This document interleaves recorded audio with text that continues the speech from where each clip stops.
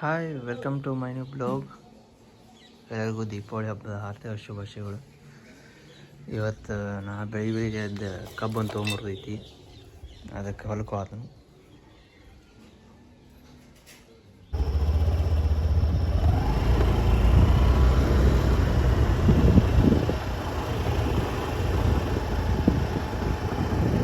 ಈ ಕಡೆ ನಮ್ಮ ಕಡೆ ಆಟೋ ಎಲ್ಲ ಕಬ್ಬು ಐತಿ.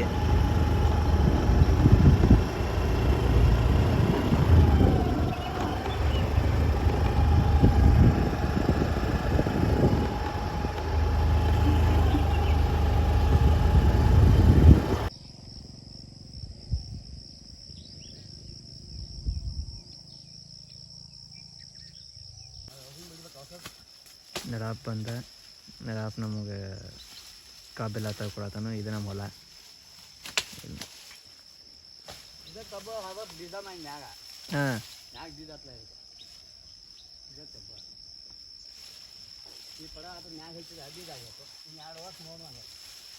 ಇನ್ನೊಂದು 2 ತಿಂಗಳು ಹೋಗ್ತೈತೋ ಏನು.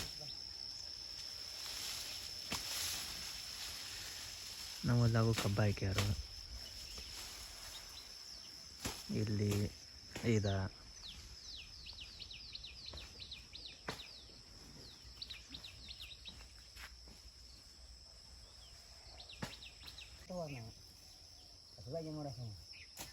ನಾನು ಮಾಡೋದು ಖರ್ಚು ನೀನು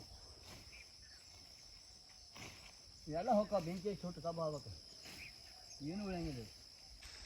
ಜೋಳದ ದಂಟನ್ನು ತೊಗೊಂಡು ಮತ್ತು ಇನ್ನು ಕಬ್ಬನು ದಡಾಪ್ ಕಳೆದು ಕೊಡೋದಾರು.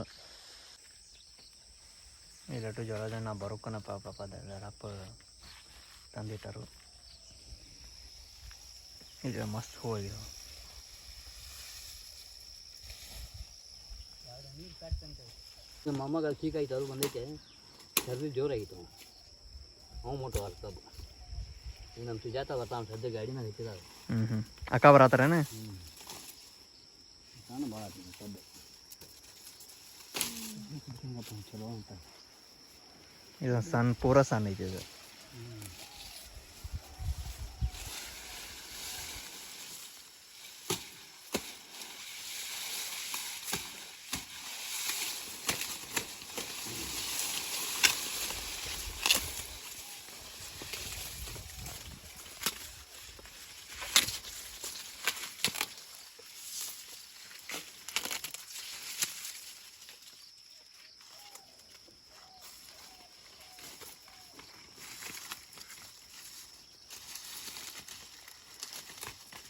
ಸುಧೀರಿ ತಂದಂಗೆ ಕೊಡ್ಲೇನ? ಸುಧೀರಿ ತಂದಂಗಪ್ಪ ಅದು ಕಡೆಗೆಲ್ಲ ಗಾಡಿ ಹಿಂಗೆ ಸುತ್ತ ಹಂಗೆ ಹಿಡ್ಕೊಂಡು ಕಬ್ಬು ಜೋತು ಬಂದಂಗೆ ಕಬ್ಬು. ಈಗ ಯಾಕೋ ಮತ್ತೆ ಹವಾ ಚೇಂಜ್ ಆಗ್ತದೆ ಯಾಗ. ನಾ ಆಗ ಬರೋ ಮರೆ ಬೆಳಿಗ್ಗೆ ಸಗಣಿ ತರೋ ಸಂಬಂಧ ಇರ್ತೈತೆ. ನಾನು ಅದ ಅಪ್ಪ ಅಂತಿದ್ದೆ ಹೋಗಿ ತೊಗೊಂಬ ಅಂತ. ಅದ ಮತ್ತು ಅದಕ್ಕೆ 6:30 ಎದ್ದೀನಿ. ಯಾವ್ದಕ್ಕ ಹಾಕಿಲ್ಲ ನಮ್ಮ ಮನ್ಯಾಗ. ಸಗಣಿ ತಂದು ಕೊಡ್ಬೇಕಲ್ಲ ಅವ್ರಿಗೆ. ಅಲ್ಲಿ ಬಾಜುಕ್ನಾರ ಕಡೆ ಇಸ್ಕೊಂಡ್ರಲ್ಲ. ನಾವು ಬೆಳಗಿನ 5ಕ್ಕೆ ಮಳೆಗಾರ ಮನೆ ಬಂದಿಲ್ಲ. ಅಲ್ಲೇ ಸಿಗ್ತಿದ್ವಿ ಭಾಳ ಸಗಣಿ. ಅವ್ರ ದನ ಭಾಳ. ನಾವು ಬಾಜುಕ್ರ ಐತ್ಲೆ ಅವ್ರದ.